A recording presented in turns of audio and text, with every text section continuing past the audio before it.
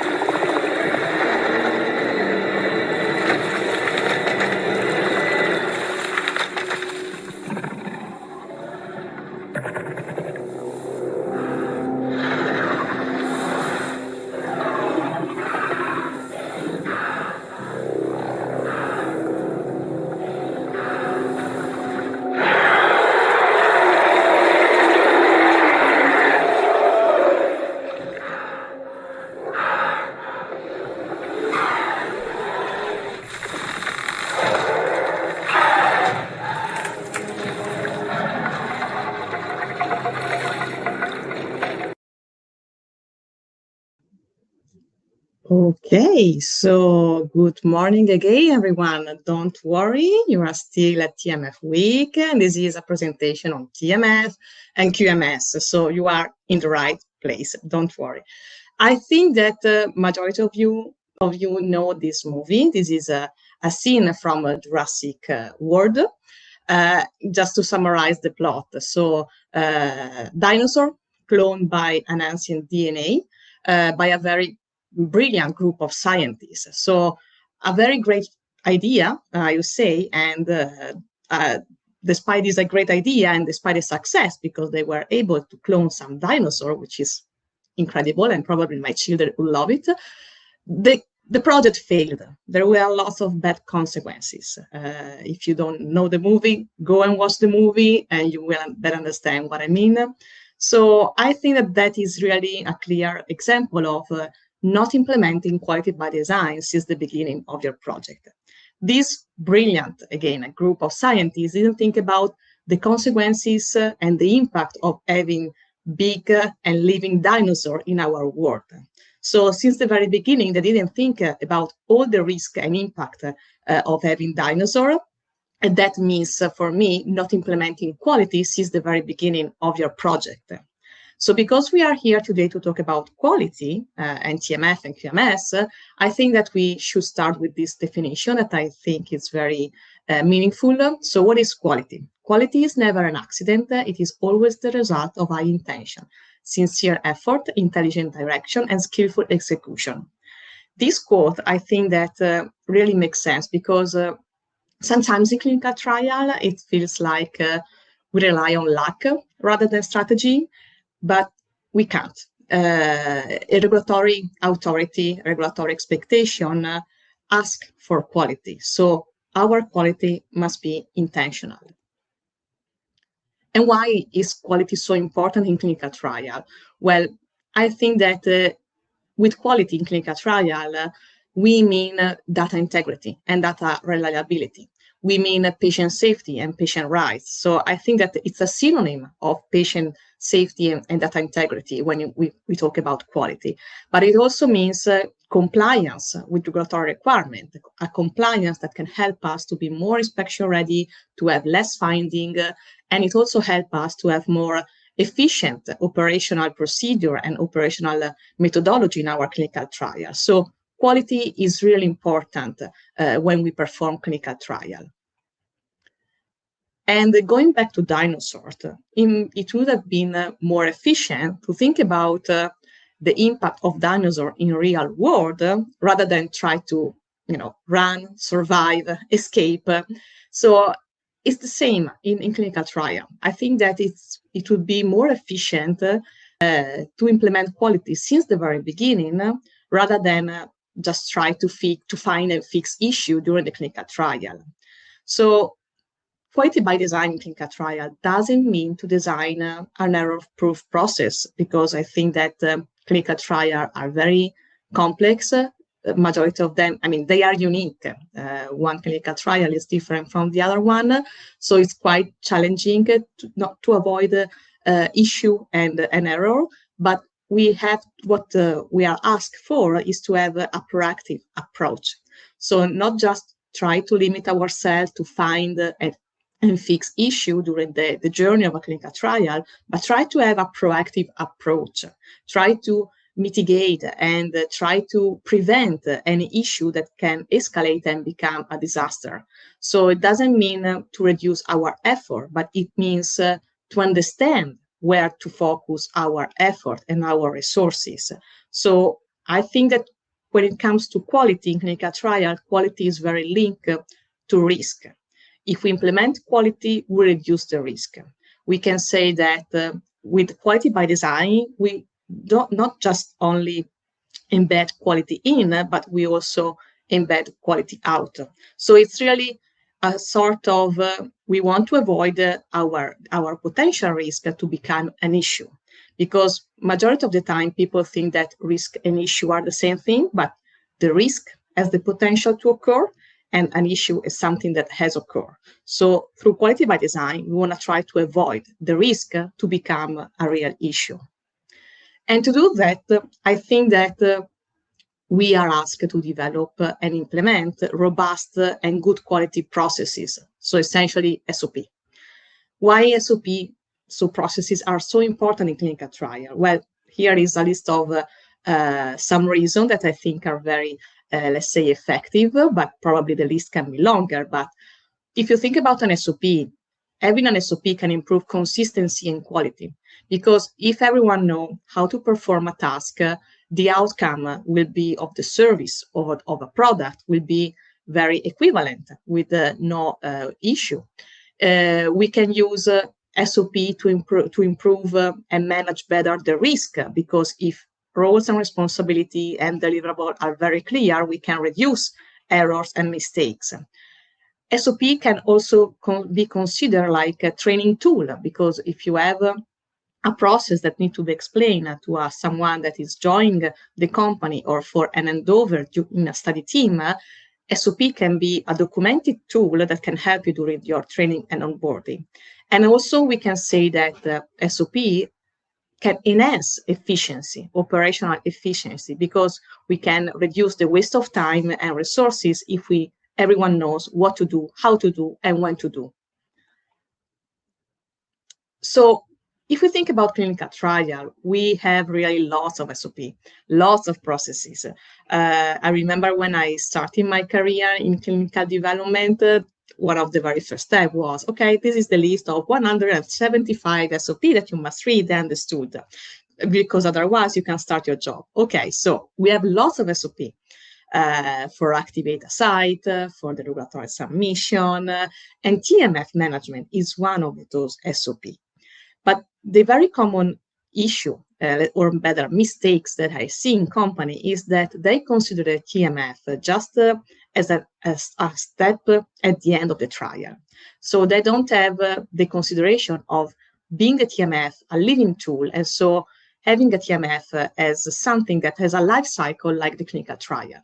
If we think about the life cycle of a clinical trial, there is the study setup and startup, and then there is the conduction phase, and then the closeout, where there are all the activities to close the clinical trial. The same happened with the TMF. In the TMF, we have the startup and setup phase when we define expectation, develop the TMF plan, define the roles and responsibility, define TMF index. We have all different steps. And then there is the conduction, where we monitor, when we collect the document, when we perform QC, when we perform oversight and KPI measurement. And then the closure, where we have other activity like final reconciliation, completeness verification, locking and final archive of the TMF. So the TMF has the same life cycle of the clinical trial. And sometimes this link is missing, because people have this passive approach to TMF. And so they start to think about what I'm going to do with my TMF just at the end of the trial, which is too late. We need to start since the very beginning, because this is what is required and what is meant by quality by design. So if we want to start good with the right step at the very beginning of the trial with our TMF, a very crucial and fundamental step, I would say, is to define what are the records, what are the documents that are essential to tell the story of my clinical trial. So how am I able to demonstrate that I'm in compliance with regulatory requirement, with my SOP, with my protocol?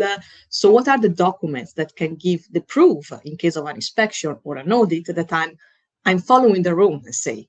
So it's quite challenging to define that list. It's one of the main point of concern that I see in company, but we have some guidance, some references. So first of all, ICA GCP, E6R3, where we have a list or an indication of what is essential and not essential. We have a more exhaustive list in the TMF reference model. But last and not least, we have our company SOP. So I think that very often people forget about it, forget that the outcome of an SOP at the end of the day is a document. And that document, majority of the time, has to be filed in the TMF because it's part of the story. It's part of how I conduct the clinical trial.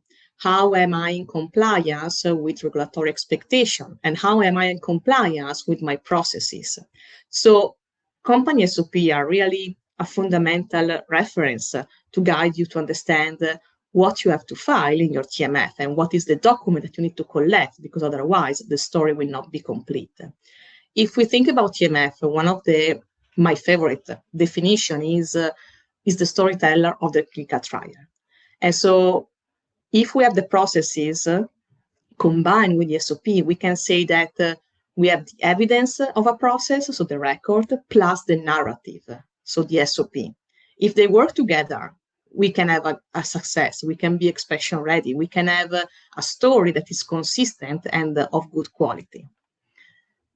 So say that SOP, and so processes, in my opinion, is the very key element where QMS and TMF meet each other.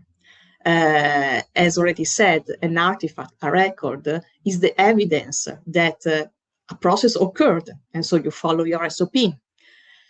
You can use SOP to define a process model in your TMF.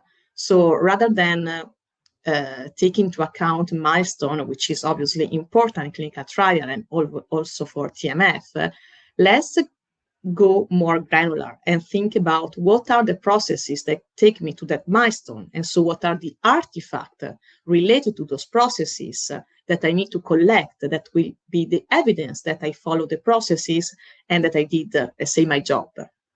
If you think about SOP, and with the integration between QMS and TMF, you can evaluate your compliance with processes, because you need to evaluate if you're following your SOP or not. And it's a very important insight to understand if your SOP is well written, is realistic, or maybe there are some parameters or things that are not feasible in reality, and so you need to adjust the process so you can evaluate your compliance. And you can also provide to the TMF through the QMS some very good parameters to understand if you are following the rules, if you're following your SOP. Let's think, for example, about having the quality check of a document uploading to the TMF to be done within, let's say, 10 working days. Okay, let's set up this parameter into the eTMF so the check will be automated and it will be so easy to verify if I'm in compliance or if I did a deviation. And let's think about also some records that belongs to the TMF, but the source is the QMS, like the list of SOP, which is nowadays a static document, a static record, but obviously this list is a living document till the end of the trial. And so having the integration can help to have this document always updated and avoiding manual reconciliation, manual effort to understand what is the version applicable, what is not, if the SOP is still valid for the clinical trial. So the link between TMF and QMS really starts from SOP. But it's not the only link, in my opinion. If you think about audit, if you think about CAPA, majority of the time, the evidence that a corrective action or a preventive action was done is a record that is in the TMF. So this is another point of interconnection. Think about audit planning. If there is a QA that needs to perform an audit and plan the audit, they need information coming from the TMF. They need to know what are the sides with deviation, they need to know if there was any serious breach, if they need to know if there was any concern with the regulatory competent authority. So these information are in the TMF and they're helpful for your QA team to understand how to plan and what to plan during the audit. You can also define what are the processes that are covered by your SOP, and so trying to understand what is not covered. And so maybe it's a higher risk area that you need to check, or maybe you need to develop a process because it's not covered actually in your QMS and probably needs more attention. You can, as already say, evaluate the compliance and deviation towards your SOP and company processes. Change control is another very QMS aspect, but sometimes change control have an impact on the story of the TMF. So having QMS and TMF talking to each other where there is something like this, it will be very helpful to better create the entire story of the clinical trial. Inspection are very important lesson learned for a TMF management perspective. So it's very relevant to have this information in a real time. So I would say that QMS and TMF are so interconnected, and so this interconnection can be so powerful because they exchange data that are helpful for the strategy of each other in a very effective way. We can say that the data and the QMS can enhance the TMF strategy to perform QC, and the data and the TMF can improve your QMS, your quality management system strategy as well. So they need each other, they complement each other, and that they are integrated. I mean, the result is very, I would say it's a game changer for us. So it's really this bidirectional, I would say, exchange of information, of data that can make your TMF not a passive an archive or repository where you just fill document at the end of the trial, but these really allow to make your TMF an agile tool, something that is living during the clinical trial, the entire life cycle of the clinical trial. So you gain information, you can make informed decision because you have real-time information, you can perform a better oversight, you can also develop and implement more reactive, more proactive TMS strategy because you have all the data, all the information that can helpful and be important for you to understand what to check, when to check, where to focus my energy, how to apply the risk. So all this information, if we have these two systems integrated, are really so powerful that can change even your approach to TMF. Just to give you a very, very easy and basic example. So let's think about a protocol deviation or a serious breach that is occurring at a site. Obviously, majority of these quality issues are managed through your QMS. There will be a process, there will be an SOP for managing some predefined steps to be followed. So there will be a protocol deviation management process, and definitely there will be, as a last step, a lesson learned for improvement.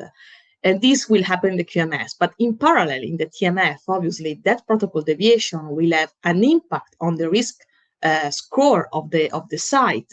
And also there will be some documents, some records that will be produced to manage and to track the protocol deviation or the serious breach. And those documents have to go in the TMF.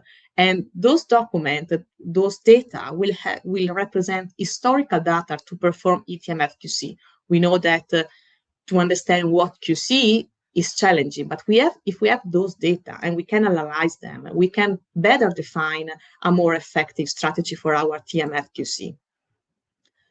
Now, say that, unfortunately, the current landscape is that QMS and TMF, they work in silos. Majority of the time, obviously, they are two different departments, two different units, two different functions. Sometimes they don't even talk to each other. So, information and data are fragmented, and that doesn't help obviously to implement the risk because you have to reconcile information, you have to collect information and data from different systems. There is a lack of real-time oversight because you need to reconcile information. You need sometimes even to reconcile and retrieve documentation from one system to another. So time flies and you don't have the possibility of performing a real-time oversight. You increase the risk because obviously if this information are spread in different systems between different stakeholders that don't talk to each other and maybe the interconnection is low and not robust and develop, obviously it will take more time. There will be redundancy. There will be manual effort. So it's really not an efficient process, an efficient approach to manage the clinical trial and to manage the TMF. I think that we really need to shift from that mentality and try to embed quality into our clinical trial through document. So I think that QMS define the quality, but TMF prove the quality. And so we will have lots of benefit with this integration. More inspection readiness. We will have all the information that we need to understand how to develop the right strategy for our TMF and how to develop the right QC, the right oversight to understand and assess my TMF health. Operational efficiency. We can reduce to duplicate the work, to perform reconciliation and also manual effort that at the end brings just error, mistakes, so it's not efficient. And we can implement with this integration a proactive approach, a proactive compliance. So we will not just be there to expect the risk to become an issue, but we will be proactive. We will try to think about what can go wrong, and we will be able to mitigate any risk before they escalate.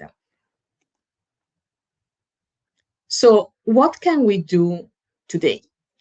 Today, I don't know if any of you is using this column in the TMF reference model, but there is this column, believe me. It's a column where you can definitely put the reference to your SOP. So you can combine the artifact or the sub-artifact to your SOP. So you can already start this, unfortunately, manual effort where you combine what is the outcome of my process, so what's the evidence, and what is my SOP. And this is already a very helpful and meaningful mapping of, okay, what are the processes that are covered and where I expect to have a document, and what is not covered by a process. And so probably it's there that I need to focus my resources and have a more effective strategy because it's not covered by an SOP. But obviously, there's a vision. I mean, there's a wish, at least by my side, to have this manual effort today, more AI-driven. So we talk a lot in this day about AI, even yesterday with Paul during the check of the report. And yes, AI, I mean, is something that we need to start to talk, but also to implement, to work, even if it's maybe not easy, there are lots of challenges. So my view, my vision is that in the future, this integration will be very AI-driven. So I expect AI to tell me where to focus my attention, because AI will analyze the trend in my TMF. And so where do I will perform the audit, what to check for my QC, what are the trends in SOP compliance of my TMF or of my study team. All this data will be analyzed by agent AI, and I will get the information that I need to develop the strategy, to develop the project, the plan, and how to move next to improve and to avoid that negative trends that AI will detect in my TMF will become issue or nightmare that I will not be able to mitigate or to solve. So I really see AI as a very good friend. I mean, AI will not replace TMF role or other job, but I think that it will really give a superpower to all of us, because we know that the TMF, being the storyteller of a clinical trial, there are lots of documents, so lots of data. And even if everything is there, it takes time to analyze them and to understand what's going on. So having an eye doing this analysis for you and save time and give you the outcome that where you can work on, so you can understand what to check, where to check, and how allocate resources, maybe because AI will tell you that one particular zone or maybe one particular TMF is higher risk than another. So all this information will be analyzed by the AI, and you will get the result in a more easy and faster way. And so QMS and eTMF, but potentially also other systems, will be more efficiently integrated to each other. So just to summarize, let's say this mindset that I would like you to develop, at least starting from today after this presentation. So try to create a culture where quality is embedded since the very beginning. So don't wait for the end of your clinical trial to understand what to check, is it complete. Start since the very beginning, because quality by design means really embed quality since the very beginning. Don't wait for the end. Involve all the stakeholders. So QMS and TMF, they are great people. They are a great team. They are focusing at the end on the quality, on the data integrity, on the patient safety, but probably in different way. But they are owner of very important and crucial data. And so if they start to exchange each other this data, it can be really helpful to be more proactive and also to improve the overall quality of the clinical trial, not just of the TMF. So definitely try to involve any stakeholder in this journey. try to identify what are the critical to quality factor to your TMF and to your quality of the clinical trial, because not everything has the same weight. Not everything matters in a clinical trial. We know competent authority are asking for having a risk and proportionate approach to our clinical trial and so to our TMF. So it's really important to identify the risk, the critical to quality factor, and also monitor them because they can change. So don't think that once done, it's over, but it's an ongoing activity, an ongoing effort. And try to focus your processes, your resources, your time on what really matters, what is really essential and has an impact on your data and on your patient, because that will help you to create the better story that you need to be inspection ready. So with that, I think that's all, Danny. We have some questions. We have some questions here. I'm popping. Great. So we have enough time to answer the questions. Yes, we do. We do. So we got the first one. What would be your biggest suggestions to clinical teams trying to adopt a quality by design focus? I guess it would be clinical and quality teams, I think, in this question. Yeah. So, okay. Very good question. First of all, thank you for asking. Probably we can do another session just on this question because exactly. I mean, it means a lot.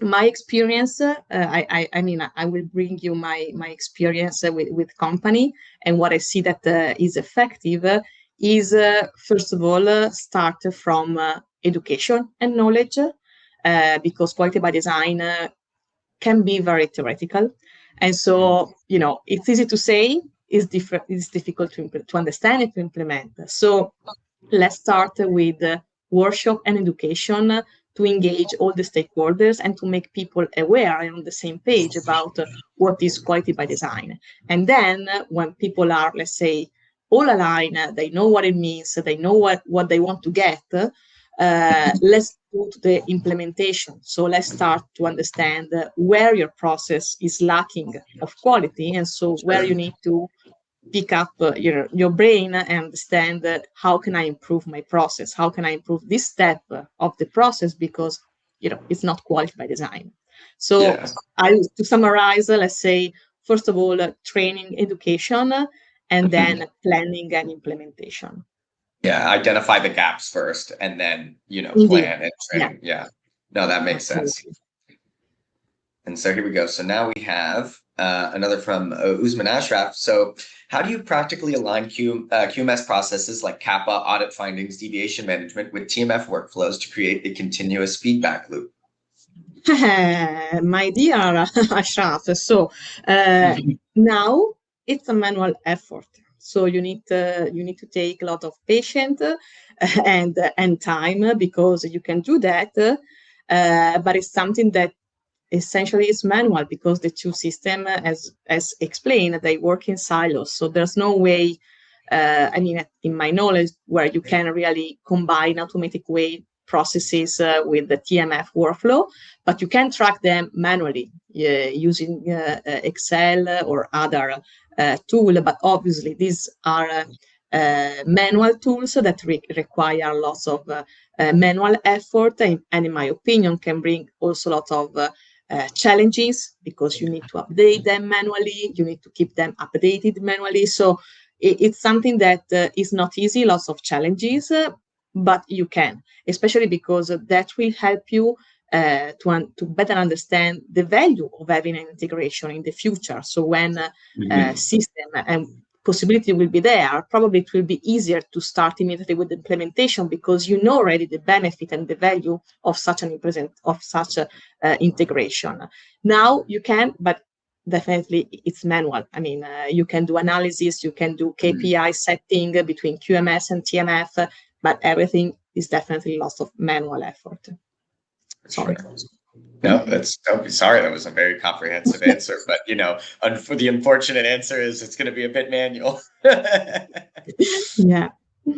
So with all the conversations around AI and validating not only its answer, but also where it gets its data, what do you recommend as a process to validate the TMF/quality information it gives me? Wow. So first of all, TMF and quality usually are validated system. So definitely, I mean, unless people that, I mean, unfortunately, there are still people that use not validated system as a TMF and a QMS, but that, believe me, it will be a finding. Your TMF system, whatever it is, your QMS system, they must be validated. So what it means that they must fit for purpose. So they need really to be in compliance with what are the requirements and expectation. Now, AI will bring a further step of challenging and difficulty in the validation because, I think that the validation of a TMF and QMS are pretty much well known. I mean, these are very common and standard processes nowadays, I would say. But when it comes to AI, it will be more challenging. And this is especially because nowadays there are lots of, I mean, it's an evolving field, very, very fast, I would say. And so also regulatory competent authority are issuing guidance, recommendation. There are some literature, you can read a lot about that. But it's so fast that even the competent authority are struggling in issuing the right guidance, the right rule. Just in 2023, it was issued the guidance from EMA for using electronic system in clinical trial. I mean, we were using electronic system in clinical trial before 2023, but the guidance was issued just a couple of years ago.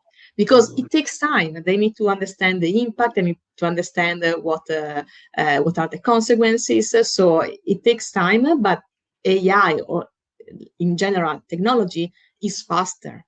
And so what I can suggest is let's go back to risk.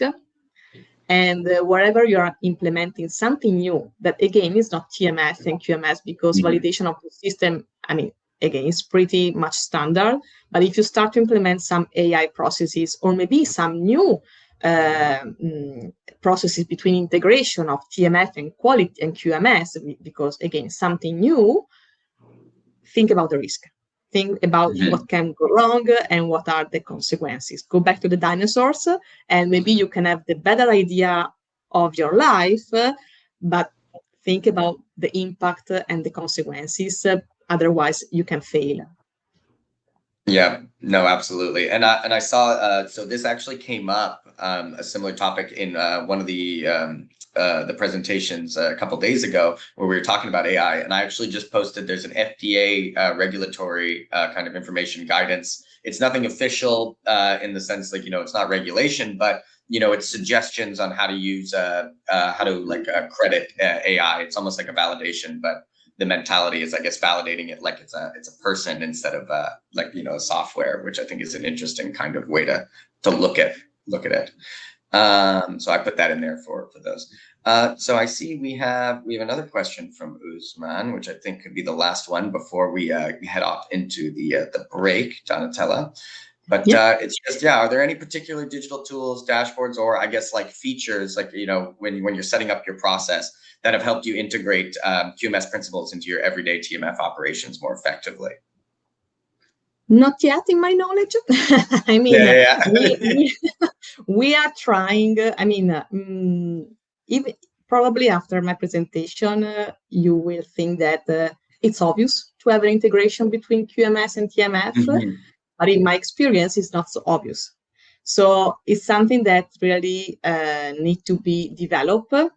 We are trying, Montreal is trying to develop this integration because we see the value. And so definitely something that we want to go, because we see the value of integration, of having multiple systems that are all different source of data and truth for the TMF, speaking together, correlated and linked together, so to tell a better story. So definitely at the moment, in my knowledge, there's nothing, but we are working on it, so stay tuned on that.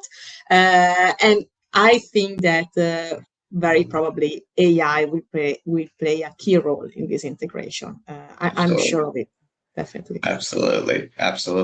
Well, I think that's all the questions we have right now in the chat. So I know we have some 5 minutes left. Donatello, is there any kind of closing thoughts you want to give before we kind of send everyone into the break rooms?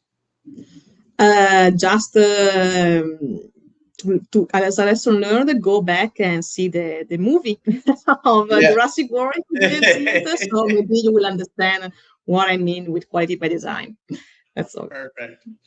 There's a new one coming out, Donatello. I can't wait for you to have a new scene to relate to all of this. Thank you. All righty, everyone. We will see you all in the break rooms. We will see. It's going to be starting in 5 minutes. So if you go in a little bit early, don't worry. But they're all going to start very soon, and then we'll see you in the next session. Thank you so much, Donatella. Thanks, everyone. Everybody. Thank you, Danny, and everyone on the line. Have a great day. Pleasure. See you guys soon, and welcome to another day of TMF Week.